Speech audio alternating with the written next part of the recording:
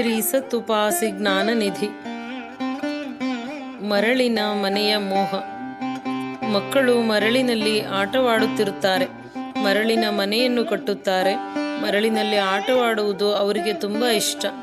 ಎಷ್ಟು ಹೊತ್ತಾದರೂ ಆ ಮರಳಿನ ಮನೆ ಕಟ್ಟಿ ಸಂತೋಷದಿಂದ ಅದರಲ್ಲೇ ತೊಡಗಿಕೊಂಡಿರುತ್ತಾರೆ.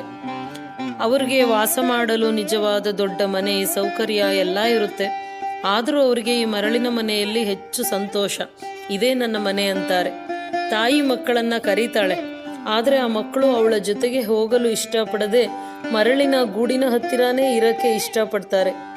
ತಾಯಿ ಕರೆದು ಸಾಕಾಗಿ ಕಡೆಗೆ ತಾನೇ ಬಂದು ಬಲವಂತವಾಗಿ ಕರ್ಕೊಂಡು ಹೋಗ್ತಾಳೆ.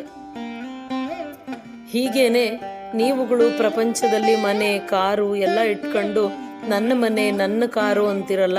ಅದೆಲ್ಲನೂ ಮರಳಿನ ಮನೆ ಇದ್ದಂಗೆ. ಭಗವಂತ ನಿಮ್ಮ ಅನುಕೂಲಕ್ಕೆ ಇರಲಿ ಅಂತ ಒಂದು ಸೌಕರ್ಯ ಒದಗಿಸಿದ್ದಾನೆ. ಆದರೆ ನೀವು ಅದೇ ನಿಜ ಅಂತ ಭಾವಿಸ್ಕೊಂಡು ಅದರಲ್ಲೇ ಮಗ್ನರಾಗಿರ್ತೀರ. ಗುರು ನಿಮ್ಮನ್ನು ಅದರಲ್ಲೇ ಕೈ ಬಿಡದೆ ತನ್ನ ಕಡೆಗೆ ಬರ್ರಿ ಅಂತ ಕರೀತಾನೆ. ಬರ್ದಿದ್ರೆ ಕಡೆಗೆ ತಾನೇ ಬಲವಂತವಾಗಿ ಆದರೂ ತನ್ನ ಕಡೆಗೆ ತಿರುಗಿಸ್ಕೊಂತಾನೆ. ಅವನಂಗೆ ಮಾಡೋದು ಭಕ್ತರ ಒಳ್ಳೆಯದಕ್ಕೇನೆ. ಆದಷ್ಟು ಬೇಗ ಹೊರ ಪ್ರಪಂಚಗಳ ಸಂಬಂಧಗಳ ಅಂಟನ್ನು ಬಿಡಿಸಿಕೊಂಡು ಅಂತರ್ಮುಖರಾಗಿರಿ. ಅಲ್ಲೇ ನಾನು ನಿಮಗಾಗಿ ಕಾದಿರುತ್ತೀನಿ. ಭಗವಂತ ನಿಮ್ಮನ್ನು ತನ್ನಲ್ಲಿ ಒಂದಾಗಿಸಿಕೊಳ್ಳುವುದಕ್ಕೆ ಕಾದಿದ್ದಾನೆ. ಯಾಕೆಂದರೆ ನೀವೆಲ್ಲ ಅವನದೇ ಭಾಗಗಳು, ಅವನಿಂದ ಸಿಡಿದಿರುವ ಚೂರು, ಅವನದೇ ಸ್ವರೂಪವನ್ನು ಹೊಂದಿರುವವರು. ಎಂದಿದ್ರೂ ನೀವು ಅವನಿಗೆ ಶರಣಾಗಿ ಅವನಲ್ಲಿ ಒಂದಾಗಲೇಬೇಕು. ಅದೇ ನಿಮ್ಮ ನಿಜವಾದ ಗುರಿ. ಹಾಗಿದ್ದ ಮೇಲೆ ಅದರ ಕಡೆಗೆ ಹೋಗೋಕ್ಕೆ ಆಲಸ್ಯ ಯಾಕೆ? ಈಗಲೇ ಮನಸ್ಸು ಮಾಡಿ ಭಗವಂತನ ಕಡೆಗೆ ಸಾಗುವುದಕ್ಕೆ ನಿರಂತರವಾಗಿ ಪ್ರಯತ್ನ ಮಾಡ್ತಾ ಹೋಗ್ರಿ.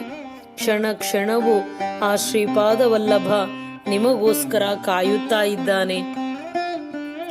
ನಾನು ದೇಹವಲ್ಲ, ಅಂಗಗಳೂ ಅಲ್ಲ, ಸಾಕ್ಷಿಯಾಗಿರುವವನು ನಾನು. ಹುಟ್ಟುವವನೂ ಅಲ್ಲ, ಸಾಯುವವನೂ ಅಲ್ಲ, ಎಲ್ಲ ಶರೀರಗಳನ್ನು ಬೆಳಗುವ ಸಾಕ್ಷಿ ನಾನು. ಇಂತಹ ನನ್ನನ್ನು ಹೊಂದಬೇಕು, ನಿಜವಾದ ನನ್ನನ್ನು ಹೊಂದಬೇಕು. ಜೈ ಗುರುದೇವ ದತ್ತ.